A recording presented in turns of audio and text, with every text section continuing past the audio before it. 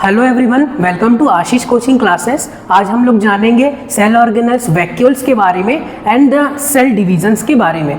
तो सबसे पहले हम लोग जानते हैं व्हाट इज वैक्यूल्स। तो वैक्यूल्स जो होते हैं वो लार्ज सैक होते हैं जिसमें लिक्विड और सॉलिड कंटेंट स्टोर होता है। इनके जो साइज होते हैं इन द प्लांट सेल अलग होते हैं और एनिमल सेल में अलग होते हैं। इस अपने साइज के अकॉर्डिंग वो अपना डिफरेंट फंक्शन परफॉर्म करते हैं, उसको हम लोग जानते हैं। तो सबसे पहले जो वैक्यूल्स हैं वो लार्ज सैक होते हैं which store the solid and liquid content. वो सॉलिड और लिक्विड कंटेंट को स्टोर करते हैं। Second point, small in animal cells while large in plant cell. Animal cells में वो कैसे होते हैं? स्मॉल इन साइज होते हैं, छोटे होते हैं। वहीं जो प्लांट सेल्स हैं उसमें वो बड़े होते हैं।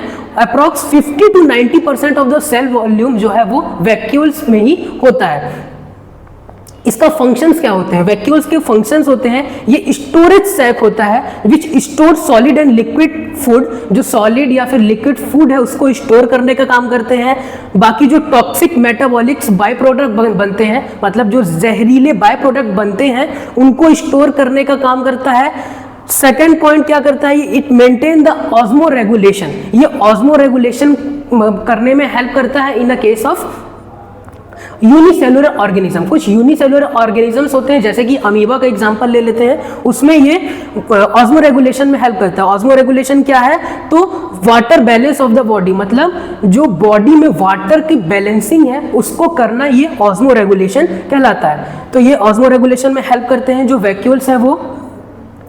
और जो प्लांट सेल है, प्लांट सेल में it maintain the turgidity and rigidity in plant cell. वो टर्जिडिटी और रिजिडिटी का मतलब है यहाँ जो ठोसपन है, जो सब करने का काम करते हैं in the case of plant cell. Plant cell को ये टर्जिडिटी ठोस प्रोवाइड करने में हेल्प करते हैं। सेकेंड टॉपिक हम लोग देखते हैं अपना cell division. What is cell division? तो सेल डिवीजन एक ऐसा प्रोसेस होता है जिसमें एक सेल डिवाइड करता है और न्यू सेल्स का फॉर्मेशन होता है। अब ये जो प्रोसेस है वो क्यों होता है, ये क्यों जरूरी है? तो ये जरूरी है, it is essential for the growth, body के ग्रोथ के लिए, replacement of the dead and injured cell. जो भी सेल इंजर्ड हो गए हैं, जो डेड सेल हो गए हैं, उनको रिप्लेस करने के लिए। और द सेकेंड है formation of gamete and gametes के फॉर्मेशन के लिए। ये जो मेथड्स है इन सभी के कारण एसेंशियल होता है सेल डिवीजन का। तो जो सेल डिवीजन है वो बेसिकली दो कैटेगरीज में होता है, या तो सेल डिवाइड होगा माइटोसिस के थ्रू या होगा मियोसिस के थ्रू। तो माइटोसिस क्या होता है? माइटोसिस में हम लोग देखते हैं ये जो 2n है ये क्रोमोसोम नंबर को दर्शाता है। तो ये जो 2n है वो डिवाइड होता है 2 प्रोजेनी में, डेट इज 2n। इसको बोला जाता है डिप्लॉइड। डिप्लॉइड नंबर है क्योंकि इसमें जो ऑफस्प्रिंग में नंबर आया वो 2n आया। वहीं मियोसिस में देखें तो इसमें जो ये मदर सेल है वो डिवाइड होता है इन अ हाफ। 2n है तो फर्स्ट जनरेशन में n हो जाएगा, सेकेंड में भी n हो जाएगा। अब ये जो है फर्दर टू सेल्स में डिवाइड होता है, दैट इज n। मतलब इसका जो प्रोजेनी आया वो 4 सेल्स निकले और वो कैसे हैं? हैप्लॉइड है, मतलब नंबर ऑफ क्रोमोसोम n, इसलिए इसको हैप्लॉइड बोला जाता है। नेक्स्ट देखते हैं जो माइटोसिस है उसके फीचर्स क्या क्या हैं। तो सबसे फर्स्ट फीचर है each cells called mother cell. ये जो सेल है इसको क्या बोला जाएगा? Mother cell. ये डिवाइड होता है और फॉर्मेशन होते हैं 2 आइडेंटिकल डॉटर सेल में। मतलब ये जैसा मदर सेल है वैसे ही सेम डॉटर सेल्स बनेगा, 2 आइडेंटिकल, मतलब 2 बनेंगे। Second point, daughter cells have same number of chromosomes. जो डॉटर सेल्स अभी बने हैं न्यू सेल्स, उनके जो नंबर ऑफ क्रोमोसोम है वो सेम होंगे एज द मदर सेल। मतलब इसमें 2n था जो कि मदर सेल में भी था और इसमें भी 2n है जो मदर सेल में था। अब थर्ड पॉइंट, माइटोसिस क्यों एसेंशियल होता है? माइटोसिस इसलिए एसेंशियल है क्योंकि it help in the growth and repair of tissues. Tissues के ग्रोथ में, रिपेयर में हेल्प करता है माइटोसिस।